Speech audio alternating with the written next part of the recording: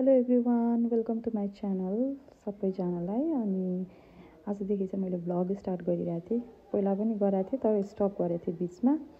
So आज चाहिँ मेरो प्लान के छ भने म चाहिँ पहिला माकलबारी जान्छु, फ्रेस भएर अनि चियासिया खाएर माकलबारी गएर चाहिँ मामुसँग रेडी भएर चाहिँ म वर्धमानमा जानुपर्ने छ, मामाको छोराको वर्धमानमा। सो त्यही भएर चाहिँ म यहाँ चिया पनि पकाउँदैछु। चिया खाएर चाहिँ अब म रेडी हुनको लागि मामुकोमा जान्छु। रेडी भइसकेर चाहिँ अनि उता मामु, म, बुवा, आमा चाहिँ हिमालय जाँदैछौँ मामाको छोराको वर्तमानमा। सो म चाहिँ यहाँ हिँड्दै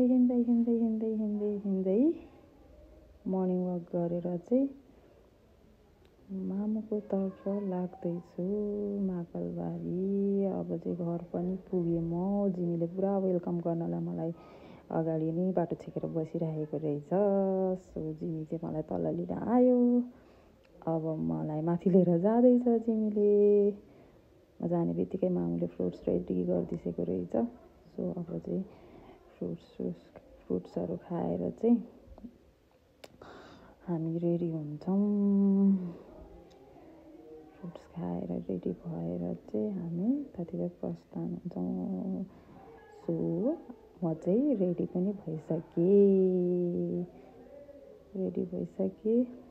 अब रेडी भएर चाहिँ पुरा पोज दिँदैछु म चाहिँ यहाँनिर। अब हामी ट्याक्सीमा पनि चढिसक्यौँ, बुवाहरूलाई पनि पिकअप गरिसक्यौँ। सो मामु चाहिँ हाई भन्दै हुन्छ। अनि गरेन रहेछ बुवा यहाँ हेर्छ त, बुवा यहाँ हेर्छ न। कहाँ गएको अरे आज? कहाँ गएको मलाई थाहा छैन। कहाँ लान्छ नि ती पुग्छ। अब यो नानीले कता पुर्याउँछ।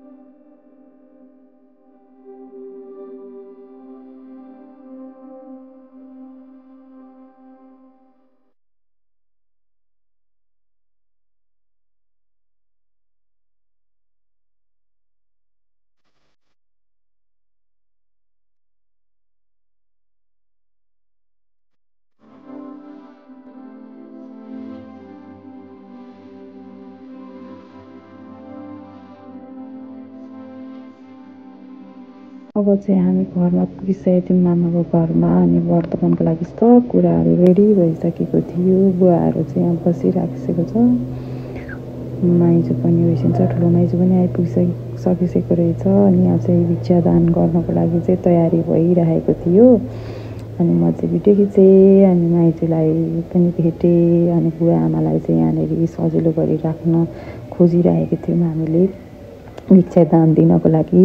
किनभने बुवा आमा त बुढो, हाम्रो घरको सबैभन्दा बुढो मान्छे हो। अनि त्यही भएर बुढाबुढी भएको कारणले गर्दा चाहिँ त्यहाँ बसाएर भिक्षादान दिन लाउने भन्ने प्रोसेस भइरहेको थियो। अनि यहाँ चाहिँ रेडी गरिरहेको थियौँ। यहाँ सबैजनाले भिक्षादानको लागि चामल, फलफुलहरू सबै थोक रेडी गर्दै हुनुहुन्थ्यो। अनि सबैजना भेला हुनुभएको थियो। अनि सो मामु चाहिँ यहाँनिर पुरा टल्ल परेर हेरिराखिसकेको छ, बल्ल मलाई देखिसक्यो बोलाउँदा। अनि यहाँ सबजना हुनुहुन्थ्यो। मैले कतिजना चिनेको पनि थिएँ।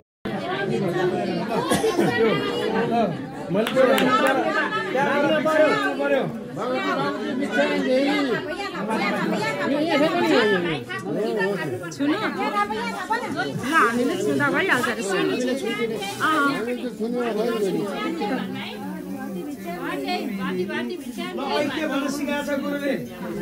भगवती भिक्षादेखि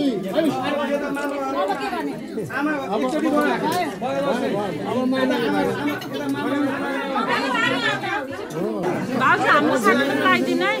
रङ चाहिँ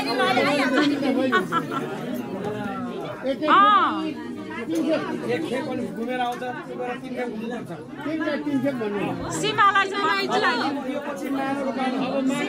यता फर्किन अरे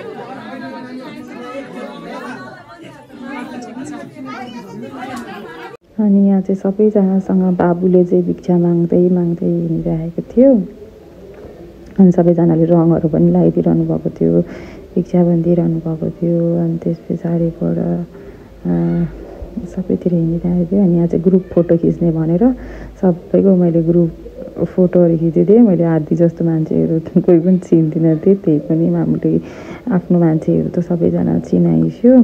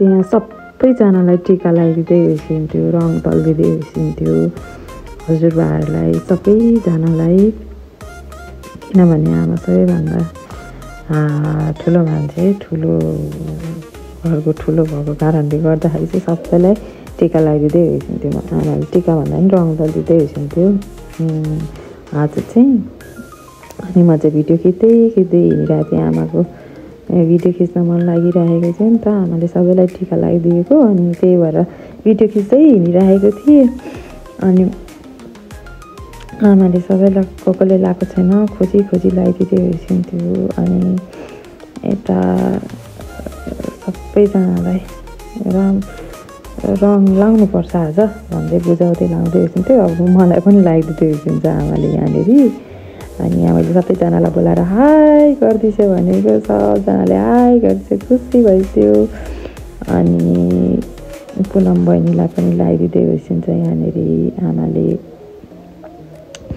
आमालाई पनि लगाइदिँदै हुनुहुन्छ सो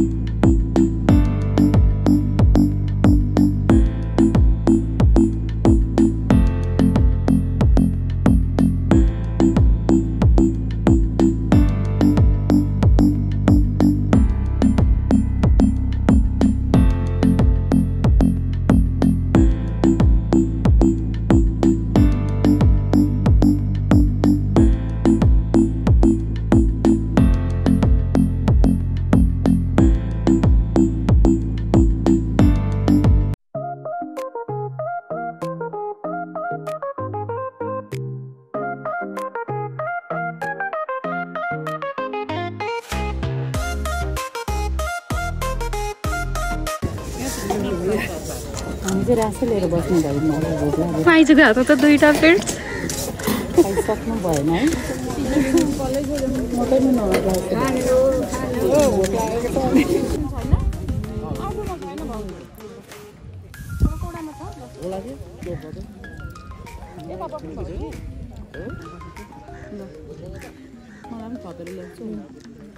मलाई नि उत्यो सेतो सेतो वाला ल्याइदिएछ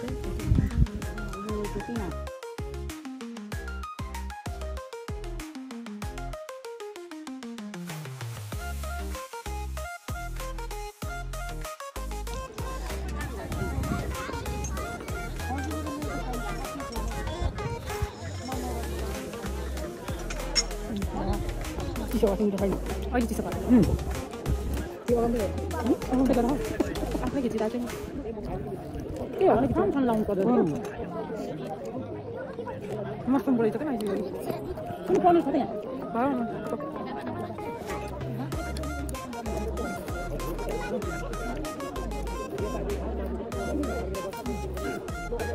कोही किनेको छ कोही किनेको छ अन्त कोही नकिनेर कस्तो लाग्यो होला एक्लै माइती छिटो आइपुग्छ होइन 20 मिनट अगाडि आइपुग्छ हाम्रो त जामै जाम थियो आउँदाखेरि उहाँले 10 बजे हिँड्छ भन्छ नि त अनि 1 घन्टा चाहिँ लाग्छ भने त आएर बसेर किन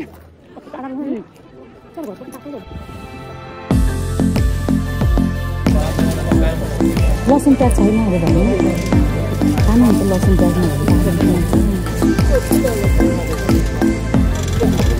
म पनि खान्छु नि भन्ने गर्छ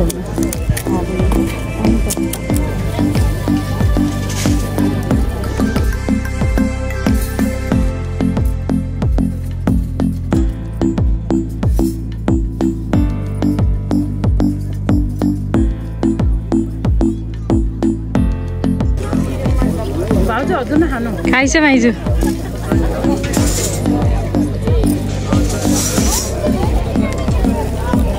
कस्तो टेस्टी कतिवटा खाइछ कतिवटा खाइछ कतिवटा 2टा होइन 4-5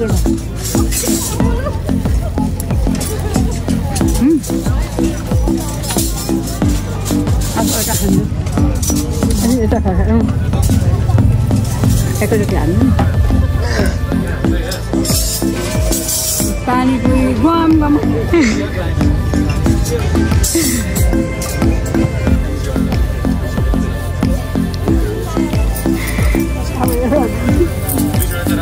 म खाइदिउँ माइलीलाई